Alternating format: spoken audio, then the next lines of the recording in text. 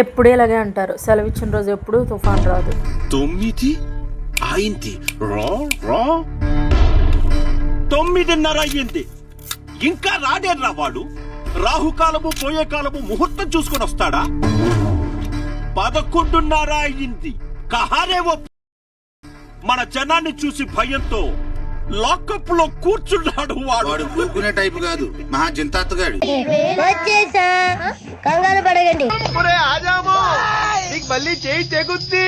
నా మాటిని లాగెత్తరు. హోయ్ లగెత్ లగెత్ లగెత్ లగెత్ లగెత్ రా లగెత్ పరిగెత్ పరిగెత్ యబ్బా పరిగెత్ రా బాట్కా.